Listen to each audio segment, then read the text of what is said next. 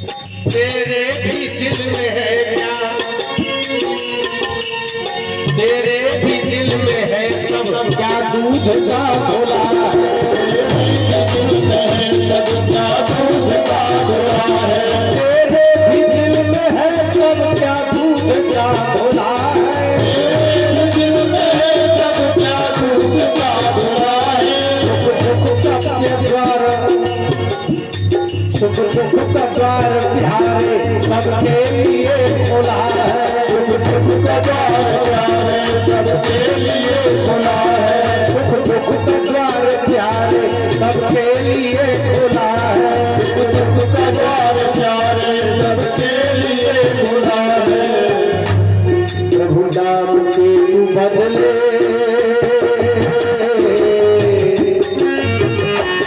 प्रभु नाम के तू बदले नहीं हरा नाम लेना, प्रभु नाम के तू बदले नहीं हरा नाम लेना। आप भगवान का भजन करो, फिर कुछ मांगो, ये तो बढ़िया गिरी हो गई। ये सांस लो, सांस लो, नवई भक्ता सवई बड़े। यदि कोई भगवान का पूजा करे, माता जी की पूजा करे और इसीलिए करे कि ऐसा काम बन जाए, वो बढ़िया है, भक्त नहीं है।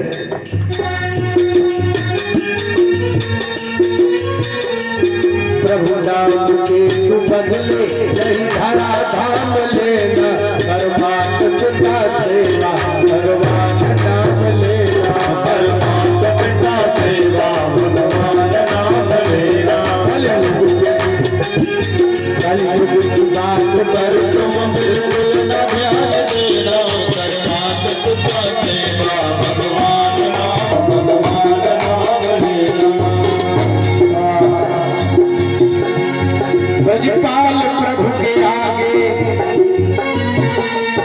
कलिकाल क्या करेगा, ब्रजपाल प्रभु के आगे कलिकाल क्या करेगा, ब्रजपाल प्रभु के आगे कलिकाल क्या करेगा, ब्रजपाल प्रभु के आगे कलिकाल क्या करेगा। ये रात होगा एक दिन,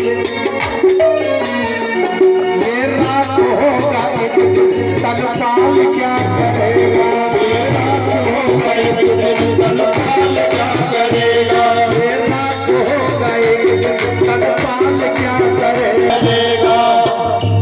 मालूम क्या, जितना साबुन लगाओ, हम लोग मालूम है कब से लगा रहे हैं, हम 7-8 साल की उम्र से साबुन लगा रहे हैं, तेल भी लगा रहे हैं, फिर भी चमड़ी से कुर्की जा रही है।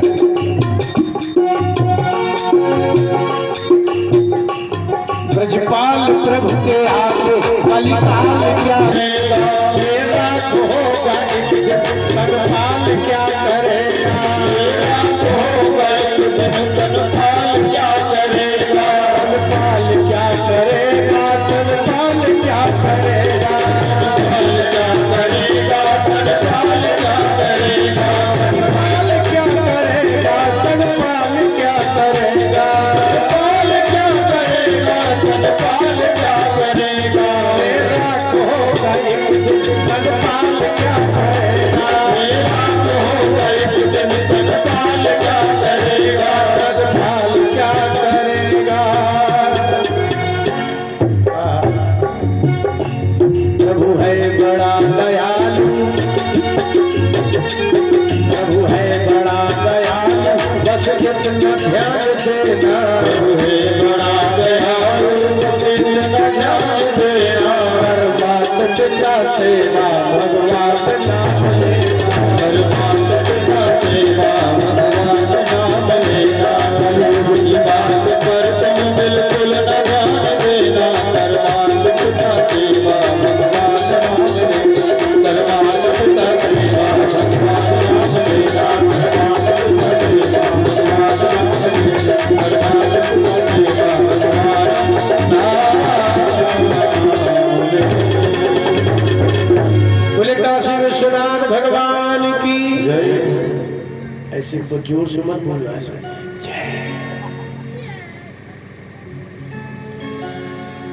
बोले वृंदावन बिहारी लाल की जय।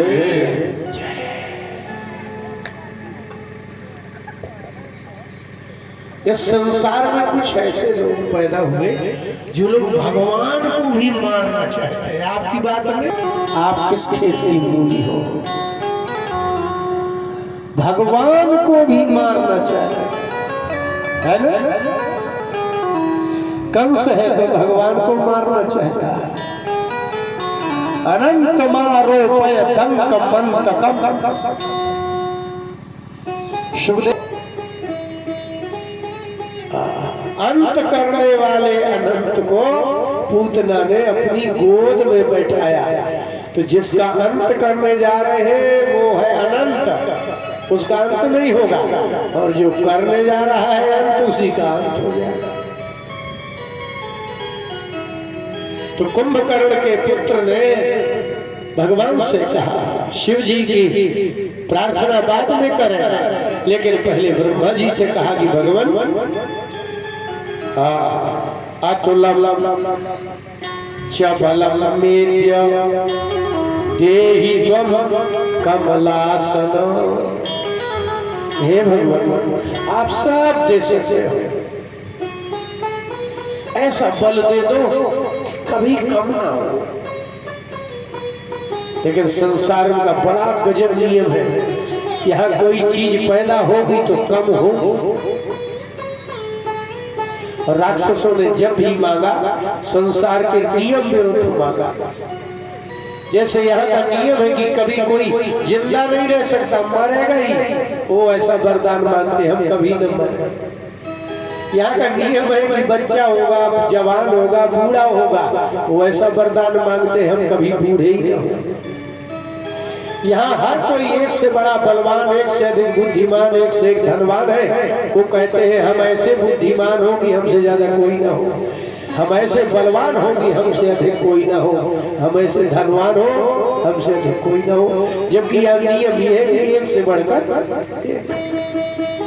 संसार में कोई ऐसी वस्तु नहीं बनाई जो उससे कोई बहुमूल्य वस्तु ना हो। ऐसा कोई पुरुष नहीं बनाया जो उससे अधिक बलवान, विद्यावान, बुद्धिमान और सुंदर ना हो। ऐसी कोई स्त्री नहीं बनाई कि वह अंतिम सुंदर हो, उससे भी अधिक से अधिक सुंदर है। आप जिसको सबसे अधिक सुंदर मानते हैं उससे भी अधिक सुंदर है। इसलिए यहाँ ऐसा कभी हो ही नहीं सकता कि अंतिम सुंदरता हो, अंतिम बल हो, अंतिम बुद्धि हो और अंतिम विद्या हो।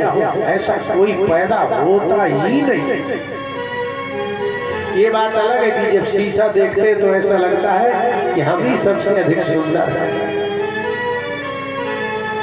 और हम अपनी संपत्ति देखते हैं तो ऐसा लगता है कि सबसे ज्यादा हमारे पास है। पता है ऐसा क्यों लगता है आपको?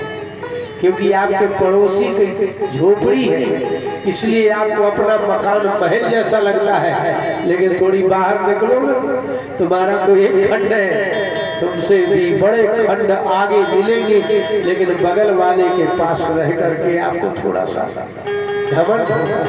इसलिए आपका अच्छा शरीर हो तो कमजोर को देख के घमंड होता है? थोड़ी आपका मुंह ठीक ठाक है तो बस जो जिसका थोड़ी मुंह ठीक कम है उसके आगे ज्यादा नक्श से बताते हैं, लेकिन उससे भी अच्छा मिल जाएगा तो फिर शर्मा के घर भाग आएगा। इसलिए भगवान ऐसा, यहाँ की सृष्टि ऐसी आप देखो ना, इसमें वेद पुराण की बात ही नहीं है। यदि आप तपस्या करते हो तो क्या कुछ नहीं। एक वन पर्व में एक कथा है, गजब कथा है, सुना है? बहुत अच्छी कथा है। एक ब्राह्मण था, उसने जंगल में तपस्या की। तपस्या 10 साल तपस्या करने के बाद उसको लगा मेरी तपस्या में कुछ तेज आया कि नहीं, लेकिन इतने में एक चिड़िया ने उसके ऊपर विष्ठा कर दी। ऊपर देखा तो चिड़िया मर करके नीचे गिर गई। तो उनको लगा कि तपस्या में शक्ति है। लेकिन वो जब भिक्षा करने के लिए गृहस्थ के घर गए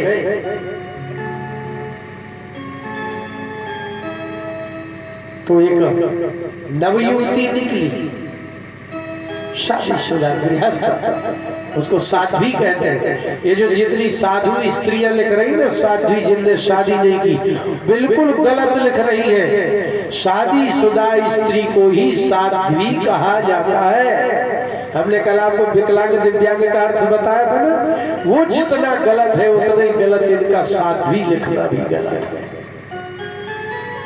साधु पुरुष की पत्नी को साध्वी कहते हैं, जो शादी नहीं करती उसको थोड़ी साध्वी कहते हैं। शादीशुदा स्त्री को साध्वी कहते हैं। अब सब गड़बड़ हो रहा है तो हो ही रहा है। तो वो निकली और उसने कहा कहिए महाराज। बोले कुछ भिक्षा कीजिए। उनको तो बड़ा घमंड था कि मैं तो जला दूंगा। तो उसने कहा कि महाराज अभी लाइए, बस आप 2 मिनट बैठिए, मैं लाती हूँ। वो गई तो आई। 1 घंटे बाद जब आई तो वो तो बड़ा नाराज साधु। तो फिर देवी ने पहले प्रार्थना की कि भगवान क्षमा कर दीजिए, मैं अपने पति की सेवा में लग गई थी। वो तो नाराज हो गए, तुमने हमको यहाँ बैठा लिया।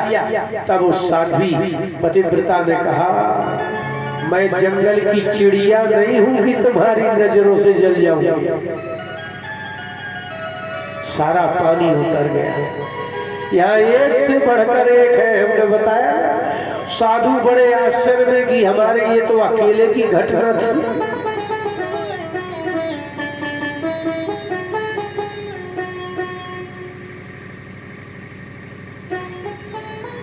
तब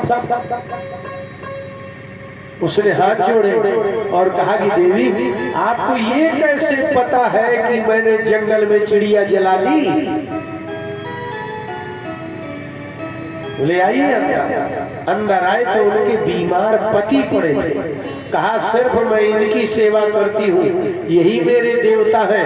मैं न भगवान जानती हूँ न मैं भक्ति जानती हूँ, बस इन्हीं की सेवा का ये फल है कि आप कहाँ क्या करके आए हैं हमको सब दिख जाता है। बोले लेकिन बोले तो फिर एक काम करिए कि यहाँ से चली जाइए, एक मांस बेचने वाला है वो बताएगा आपको क्या। मांस बेचने वाला। और जब वो वहां चले तो मांस बेचने वाला मांस बेच रहा था। तो उनको देख के पूछते पूछते उनके पास गए तो देखा वो मांस बेच रहा था। उसने अपनी दुकान छोड़ी और उस ब्राह्मण को प्रणाम किया और एक ही बात बोली, उसने भेज दिया हमारे पास। मैंने कितनी बार उसको मना किया है कि मेरे पास मत भेजा करो। अब उस देवता की तो और होश उड़ गए कि ये तो उसने जान लिया कि जंगल में क्या हुआ था, लेकिन ये बेच रहा है मांस और इसको पता है कि किसने भेजा है। घर ले गए, ज्ञान की बड़ी चर्चा हुई, सारे प्रश्नोत्तर हुए, लेकिन अंत में उसने प्रश्न किया कि आपको ऐसा ज्ञान कैसे हुआ कि आपको पता है कि उसने भेजा है। तो उसने कहा कुछ नहीं है, अंदर आइए। मैं मरे हुए मैंने आज तक किसी की हिंसा नहीं की, लेकिन एक मेरे पिता माँ से धंधा चल रहा है। मरे हुए पशुओं का मांस बेचता हूँ, मैं खाता नहीं हूँ। और अंदर ले गया, अपने माता पिता दिखा करके बोला कि इनकी सेवा मैंने की है, मैंने किसी भगवान को मैं जानता नहीं हूँ। माता पिता की सेवा करके मुझे इस धरती में क्या हो रहा है वो भी पता रहता है और स्वर्ग में क्या हो रहा है वो भी पता रहता है। आप जिसको हाड़ मांस का शरीर समझ रहे हो वो पति की सेवा करने से इतना ज्ञान, आप जिसको हाड़ मांस का शरीर माता पिता समझ रहे हो उसको सेवा करने से उसको इतना ज्ञान है। ये महाभारत के वन पर्व का 200वां अध्याय की कथा है। हम पढ़ाते हैं, हमने पहले दिन कहा था मैं कथा नहीं जानता, मैं तो जैसा लिखा है वैसे ही बताता हूँ। अब किसी को नाचना गाना हो तो अभी दूसरी दुकान पे जाए, हमारी दुकान में तो बिल्कुल प्योर बिना पानी के दूध का दूध मिलता है। आपको पच जाए तो ठीक और ना पचे तो ठीक। इसलिए ये जो चलते फिरते शरीर आपको दिखते हैं, ये हाड़ मांस के नहीं है। इनको ही भगवान समझ के सेवा की जाए तो आपको किसी देवता की जरूरत नहीं है, भगवान की जरूरत नहीं है।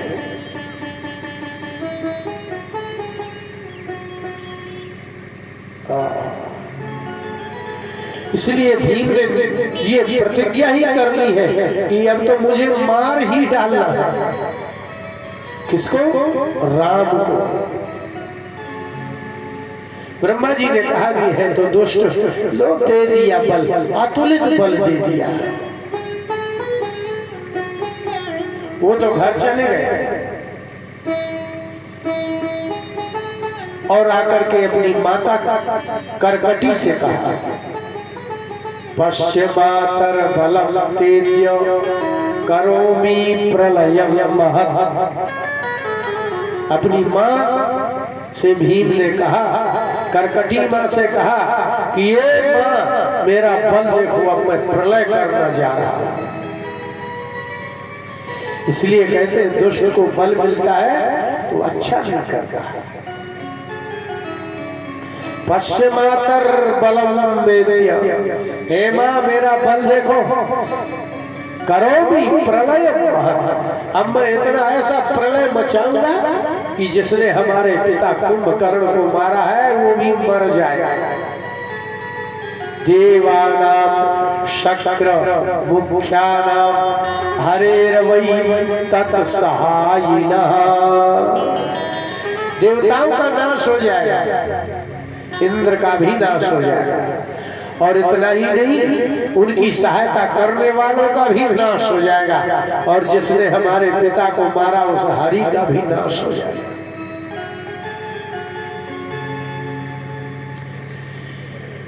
धर्म और भगवान ये दो के विरुद्ध जो भी मिले उसका मनुष्य शरीर हो, आपका भले पति ही क्यों ना हो, आपका पिता ही क्यों ना हो, भाई क्यों ना हो, माँ ही क्यों ना हो, गुरु ही क्यों ना हो, वो राक्षस वृत्ति का व्यक्ति होता है। इसलिए ऋषभ देव जी ने भागवत के पंचम स्कंद में दूसरे अध्याय में ही अपने पुत्रों को उपदेश देते हुए कहा था, गुरु न सस्यात् स्वजनो न सस्यात्, पिता न सस्यात् जननी न सस्यात्। अपने पुत्रों से कहा कि हे पुत्र, यदि पिता राक्षसी वृत्ति का हो त्याग देना, माँ हो वह गुरु गुरु नहीं है, वह पिता। गुरु न सस्यात् जननी न सस्यात्, वह गुरु गुरु नहीं है, वह पिता पिता नहीं है, वह माँ माँ नहीं है। नमो जयेर्या समुपैति मृत्यु श्री कृष्ण गोविंद हरे मुरारे हे नाथ नारायण वासुदेव, हे नाथ नारायण वासुदेव, हे नाथ नारायण वासुदेव, श्री कृष्ण गोविंद हरे मुरारे हे नाथ नारायण वासुदेव, हे नाथ। वह गुरु क्या? नामोचेत यह समुपैति मृत्यु, सामने आती हुई संसार की मृत्यु से जो न बचाए वो माँ माँ नहीं है, पिता पिता नहीं है, गुरु गुरु नहीं है, और पति न सस्यात्, पति पति भी नहीं। जो भगवत विरोधी हो, धर्म विरोधी हो, उसको तो भगवान मारे बिना छोड़ेंगे ही नहीं।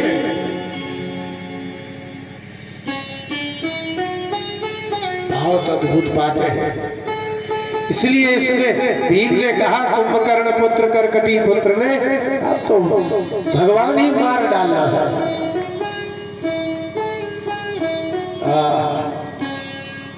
और किया उसने, देवताओं का नाश किया,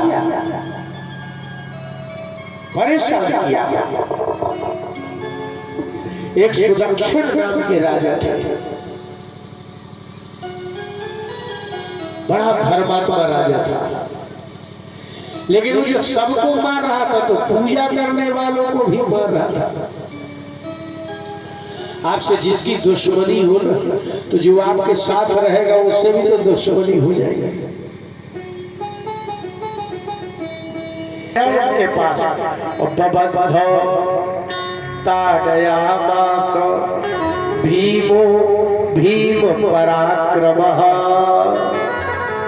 भीम माने होता भयानक, भयानक पराक्रम करने वाले भीम ने महाराज सुदक्षिण को पकड़ लिया और कहा कि ये पूजा दूजा बंद करो।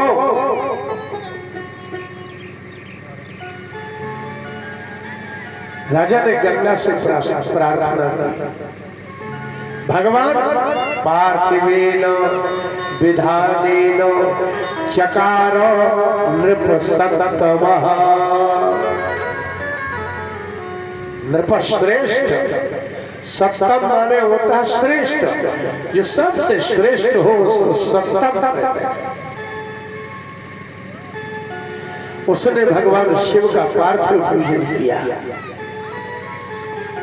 और जब वो पार्थिव पूजन कर रहा था राजा सुदक्षिण फिर भीम आया और उसने कहा कि ये पार्थिव बंद करो।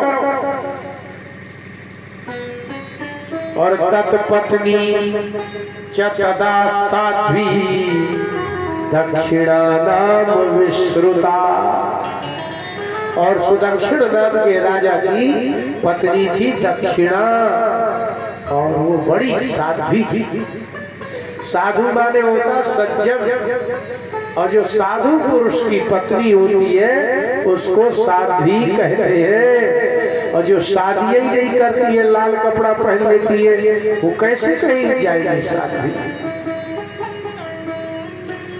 इसलिए जो संस्कृत नहीं जानते, उसमें भी संस्कृत का व्याकरण नहीं जानते, वो तो ऐसा समझो कच्चे केला है, उनको तोड़ के कच्चे ले आओ और घर में गाड़ दो भूसा, और वो पीले पीले हो जाए और फिर आप खाओ। जैसे अभी आपके ठेला में मिलते हैं ना, तो दवाई वाले केला मिलते हैं ना, क्योंकि कच्चे तोड़ के लाते हैं, दवाई डाल देते हैं। इसलिए जिनको संस्कृत शास्त्र का ज्ञान नहीं, व्याकरण का ज्ञान नहीं, और यदि वो कथावाचक है तो समझ लेना कच्चे केला है जो पका दिए गए हैं नहीं वो केला। उस केला को खाने से पेट खराब होगा, स्वास्थ्य अच्छा नहीं होगा है। अब लेकिन ऐसे ही लोग मिलते हैं। आप 100 कथावाचक बुलाइए और उनसे कहिए कि भाई संस्कृत में बोलना है, आएंगे ही नहीं। क्यों आएंगे? इसलिए तो कथा यादव कर रहे हैं। एक हम कथा गोरखपुर में करके आए, देवरिया में कथा करके आए, तो जो काछी समाज था फिर उन्होंने हमारे पीछे कथा अजय और नारंगा में। और बाद में समाचार आया, उस ब्राह्मण देवता ने फोन किया कि गुरुजी के यहाँ भी हमारे पीछे कथा हो रही। मतलब कौन कर रहा है? बोले काछी महाराज। काछी महाराज बोले काछी कह रहे हैं हमें ब्राह्मण से कथा नहीं करवानी है, तो उन्होंने अपना काछी महाराज ही बुला लिया। ऐसा चल रहा है। हम लोग एक कोच के पास गए थे, एक गाँव कुदारी, ये पास यार, अब हमारे हाथ में आ जाए पता नहीं। लेकिन वहां जब गए वो ब्राह्मण से शादी नहीं कराते, वही खुद ही उन्होंने किताब खरीदी, हरिओम माँ गणानाथ पास शीर का पुरखा लियो, याद कर लिया और कर दिया। अब ब्राह्मण की जरूरत ही नहीं है। तो अपने अपने समाज के पंडित हो गए, लेकिन किताबें तो हमारी ही पढ़नी पड़ेगी, हमारी। अगर वो प्रतिज्ञा कर लें कि ब्राह्मणों की लिखी हुई छपाई हुई जो पुस्तकें हैं वो नहीं पढ़ेंगे तो इनको न कोई मंत्र पता है न श्लोक पता है, रामायण की एक चौपाई नहीं बोल सकते क्योंकि वो तो ब्राह्मण की लिखी है। इसलिए हमारी यही लिखी किताबों से पंडित हो गए, ऐसे कथा नहीं करना चाहिए। ये अर्थ नहीं है कि चाहे जो कोई कन्या कथा करे कोई नहीं, गलत। और यदि है, यदि कथावाचक है तो फिर माइक दिया जाए तो पहले 1 घंटे संस्कृत में बोले और श्लोक बोले और श्लोक का अर्थ करे तो समझ लेना कि वो कथावाचक है, और नहीं तो फिर धंधावाचक है। इसलिए हम लोग धंधा वंदा नहीं, विद्वान धंधा नहीं करते, और जो विद्वानों की नकल करते हैं वो ही धर्म का व्यापार करते हैं, कथा धंधा नहीं है। इसलिए विद्वान कथा करेगा तो फल ज्ञान निकलेगा, लेकिन कोई और कथा करेगा तो समझ लेना वो धंधा कर रहा है, वो व्यापार कर रहा है, वो कथा है ही नहीं, ज्ञान ही नहीं है तो कर क्या रहा। इसलिए हमसे नहीं कोई कहता कि तुम कथा को व्यापार बनाए हो, हम कहते चले आओ देखें व्यापार में और कथा में कितना अंतर हम अभी बताते हैं। इसलिए विद्वान पुरुष से यदि अनुष्ठान कराएंगे, विद्वानों से कथा कराएंगे तो आपको कथा सुनने को मिलेगी, और नहीं तो क्या सुनने को मिलेगा? मेरा मन है गयो लटा पटा, दिल लूट के ले गया, यही सब ये कोई कथा है। इसलिए हमारे यहाँ धर्म धंधा उनको गाली है, हम लोगों को नहीं। इसलिए हम तो कहते भैया जो कोई ज्यादा जो कथा करता है महाराज आप हमको कथा नहीं सुननी है, सिर्फ श्लोक ही श्लोक सुनाओ भागवत के, घर चला जाएगा। इसलिए अब ब्राह्मण की परीक्षा माने कथावाचक की परीक्षा और नेता की परीक्षा होने लगे। यदि नेताओं की परीक्षा होने लगे, जो पेपर में पास होगा वही चुनाव में खड़ा होगा, तो राजनीति गंदी नहीं हो। और यदि कथावाचकों की परीक्षा होने लगे तो धर्म की भी गंदगी समाप्त हो जाए। बोले वृंदावन बिहारी लाल की। ये है कोई माई का लाल हो, माँ ने दूध पिलाया हो और ये नियम बनाए कि नेता यदि पास हो जाएगा इंग्लिश में, गणित में, फिजिक्स में, बायोलॉजी में तो ही चुनाव लड़ सकता है, लेकिन ऐसा वो नहीं बनाएंगे क्योंकि आधे से ज्यादा तो वहां अनपढ़ ही है। ऐसे ही कथावाचकों में आप अगर सारे श्रोता निर्णय कर ले कि जो संस्कृत बोलेगा वही कथा करेगा तो छटनी हो जाएगी, आप विद्वान मिलेंगे, पाखंडी नहीं मिलेंगे। इसलिए पाखंडी वो है जो संस्कृत नहीं जानता, पाखंडी वो है जो शास्त्र नहीं जानता, लेकिन जो शास्त्र जानते हैं विद्वान पुरुष है वो आपको सही मार्ग। प्रहलाद ने अपने पिता से कहा था, अंधा यथांधे नियमाय, अंधा यथांधे यथांधेन एवं नियमाय। जैसे कोई अंधा अंधे को कहीं नहीं ले जा सकता, रास्ता नहीं दिखा सकता, ऐसे ही है पिताजी, आप ईश्वर और धर्म के विरोधी हो, आप कभी किसी को सही रास्ता नहीं दिखा सकते। इसलिए आंख वाला चक्षुष्मतांधा, जो चक्षुष्मान होगा, नेत्र वाला होगा, वो अंधों को भी रास्ता दिखाएगा, लेकिन एक अंधा दूसरे अंधे को रास्ता नहीं दिखा सकता। इसलिए नेताओं और कथावाचकों की परीक्षा ले लीजिए, नहीं तो कोई ना कोई ऐसा आ जाएगा लिखेगा शास्त्री और उसको शास्त्री तक का पता नहीं होगा। हम ये नहीं कह रहे कि ब्राह्मण भरे से कथा कराना, लेकिन उससे कथा कराओ ना जिसको ज्ञान हो। एक आदमी अंग्रेजी पढ़ता है 10 साल तो अंग्रेजी बोलने लगता है, संस्कृत पढ़ रहे 100 साल से संस्कृत समझ में नहीं आता। इसलिए भीम ने उस राजा को परेशान किया, लेकिन वो उनकी पत्नी जो बड़ी साध्वी थी सुदक्षिणा, पंचाक्षरमयी विद्या जजाप प्रणवान्विता, प्रणव ओम कह करके पंचाक्षर मंत्र का जप किया। 5 अक्षर जानते हैं क्या? नमः 2 अक्षर है, शिवाय 3 अक्षर है, 3 और 2 कितने हो गए? इसी को कहते हैं पंचाक्षर। भगवान का एक मंत्र है 12 अक्षर का। भागवत के 4th स्कंद में ध्रुव के चरित्र में कहा कि यदि 7 रात 7 दिन कोई पढ़े, उसका जप करे नमो भगवते वासुदेवाय 12 अक्षर का, तो खेचर आकाश में विचरण करने वाले देवताओं को देखने की नेत्र दृष्टि प्राप्त हो जाएगी। जैसे यंत्र शक्ति होती है, ऐसे ही मंत्र शक्ति होती है।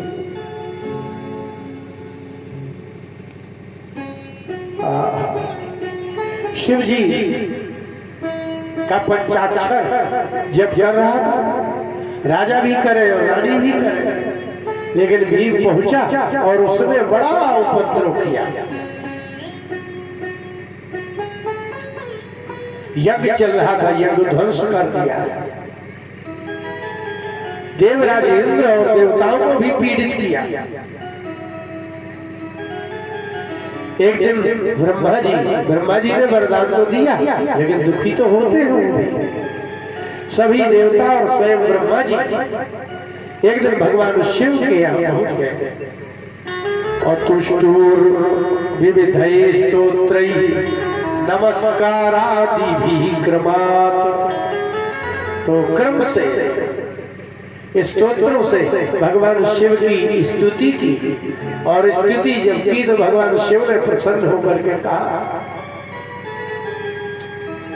हे विधे हे हरे हे विधे देवा ऋषयश्चाखिला, हे ऋषियों, ये देवताओं, आप लोग आज सब एकत्रित होकर के मेरे यहाँ आए, बड़ी स्तुति कर रहे हैं, बताओ क्या करें?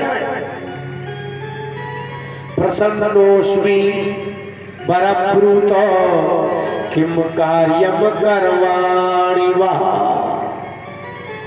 हम प्रसन्न हैं, अब बताओ क्या कार्य करें? इसका मतलब है कि आपका काम तभी कोई करेगा जब वो आपसे प्रसन्न हो जाएगा, और यदि प्रसन्न नहीं है तो गुस्सा में आप काम करते हो किसी का, और यदि खुश हो जाओ तो, इसलिए किसी से अपना काम कराना है तो उसको पहले खुश करो।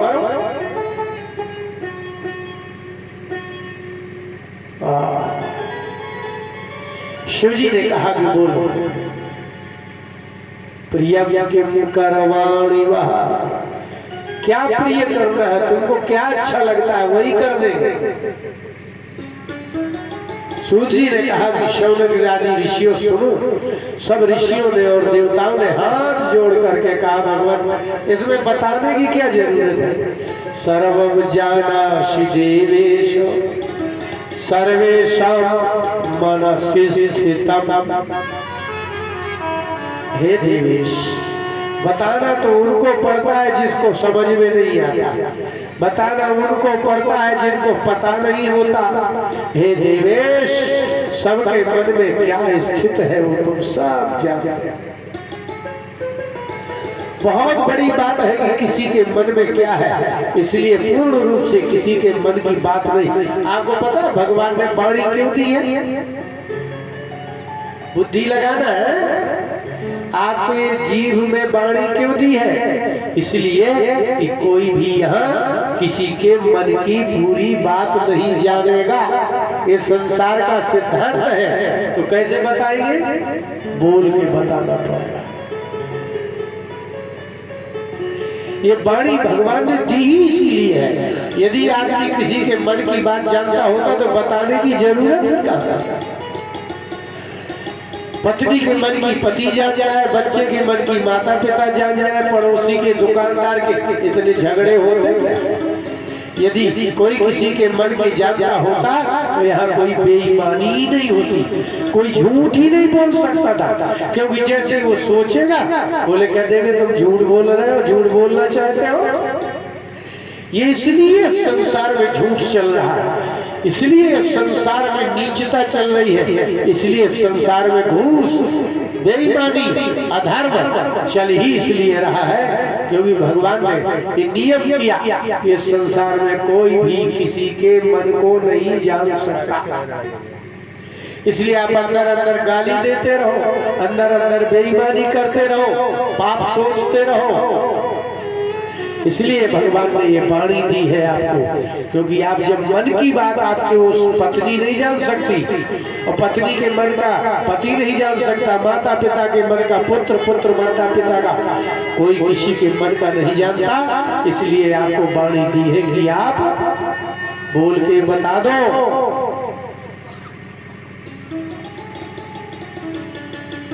बताओ बोल के। इसलिए आप लोग किसी के मन का जानिए। मन संसार में गलत होता ही इसलिए है क्योंकि वो उसके मन को जानता है। इसलिए शिव जी से देवताओं ने कहा कि आप हमसे पूछ रहे हैं, आप सबके मन की बात जानते हैं। अंतर्यामी च सर्वस्य नाज्ञातम विद्यते तव। भगवान शिव से कहा कि हे शिव जी, नाज्ञातम, आपसे कुछ अज्ञात है ही नहीं है, आप सबकी अंतर्यामी है। अंतर माने होता भीतर, और यामी माने होता जाने वाला। जो किसी के भीतर चला जाए वो अंतर्यामी है। तो आप सब जानते हैं, अब हम आपको क्या बताएं। तथापि श्रूयताम नाम स्वदुःखम ब्रूमहे वयम। लेकिन आपकी इच्छा है कि हम बताएं, बताते फिर भी बता दें। यद्यपि आप सबके मन की जानते हैं, सबके अंदर स्थित है, कुछ बताने की जरूरत ही नहीं है, लेकिन फिर भी बता रहे हैं। बताइए। बोले राक्षसी करकटी पुत्र कुंभकर्णोद्भवी भवो बलि। कुंभकर्ण से उत्पन्न हुआ है, रावण के भाई कुंभकर्ण से उत्पन्न बलवान एक भीम है, उसकी माँ का नाम करकटी है और उसका पुत्र है ये भीम। ये बहुत दुखदाई है, राक्षस है। पीडयत्यनिशं देवान् ब्रह्मदत्त वरोर्जितः। रात जब थक जाता है, दूसरों को दुखी करते करते तो सो जाता है, और जैसे ही उठता है फिर दुख देना शुरू कर देता है।